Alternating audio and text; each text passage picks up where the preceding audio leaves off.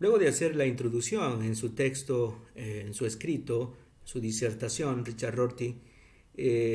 cuando presenta una serie de dilemas morales ante los cuales las personas deben decidir, deben de tomar decisiones morales, deben decidir qué hacer. Eh,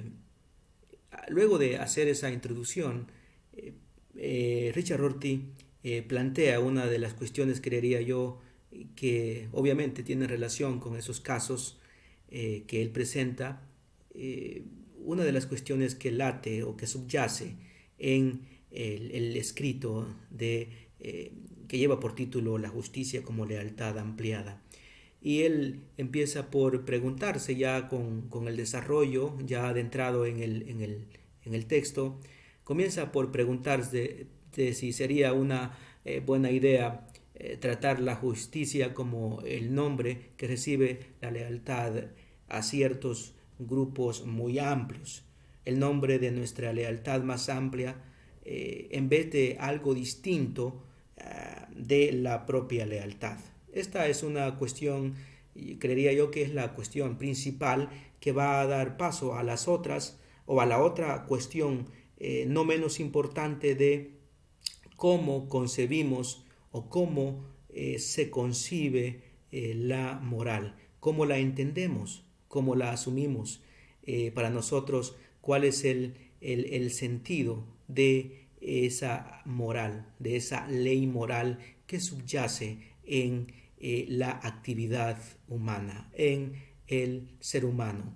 Entonces, esta gran cuestión de separar la justicia y la lealtad viene de una concepción de moral que es eminentemente kantiana y una concepción de no hacer esa separación, sino darle un sentido diferente, pero siendo parte de una misma cosa, es decir, la justicia y la lealtad,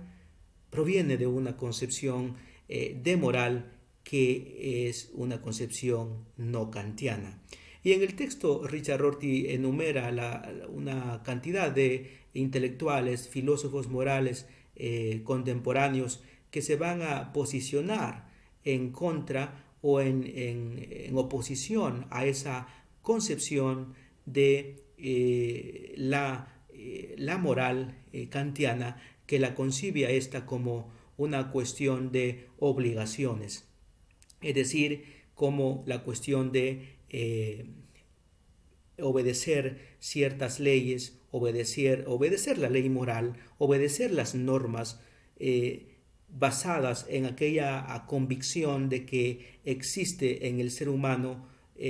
cuando éste nace de una manera innata, esa noción de justicia, esa noción de obligación, y que éste ya nace con ella y que va a desarrollar posteriormente de una manera diferente, de acuerdo al grupo en el que el individuo, en el que la persona ha nacido. Entonces, vendría a ser esa una postura eminentemente kantiana, concebir la moral como una cuestión de obligación y como una cuestión de obligación o universal, una cuestión de razón opuesta al sentimiento, a las emociones, como una cuestión de validez universal, como algo que es válido para todas las personas, para todos los seres humanos, que está presente en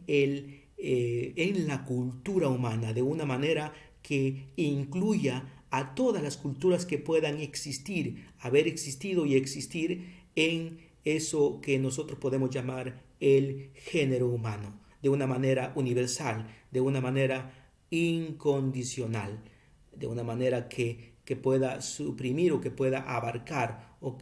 las diferencias de cultura, en oposición a la otra concepción no kantiana, que va a concebir la moral con la cuestión de una relación de va a concebir la moral como una concepción, como una cuestión de relación de confianza. Allí hay posturas, allí hay posiciones que Richard Rorty esgrime ciertos argumentos de filósofos contemporáneos que no van en la línea, de Kant, que conciben la moral de una manera diferente, ya no tanto como confiriéndole tanto valor a esa categoría de razón, sino como dándole más prioridad o equiparando a esa razón la parte o el ámbito, la esfera de los sentimientos, de la emoción, en la configuración de esa moralidad, en la configuración de esa ley moral. Y también no tanto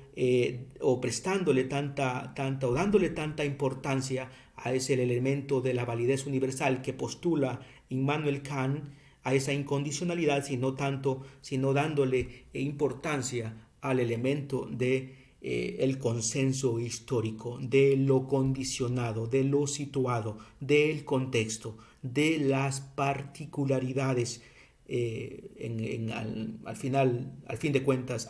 lo etnocéntrico. Entonces, en la configuración de la moral, en la configuración de esa ley moral, la constitución de esa ley moral, de la moralidad misma, lleva en esta concepción no kantiana un peso muy importante, un peso específico, esta historicidad, el ser histórico, el consenso, las particularidades culturales. Esas son cuestiones que Richard Rorty presenta en su escrito, en su disertación, en este texto, que nosotros podemos reflexionar en la sesión de este jueves. ¿Cuál es la importancia que podríamos darle a ambas posturas, a ambas actitudes frente a lo que es la moral? ¿Qué ganamos con priorizar o darle prioridad o darle preeminencia a una u otra postura, a una o en detrimento de la otra postura, o darle como un sentido de complementariedad a las dos actitudes que se erigen frente a lo que es la moral, la postura kantiana o la postura no kantiana? Esas son cuestiones que tenemos que reflexionar en la sesión de este jueves.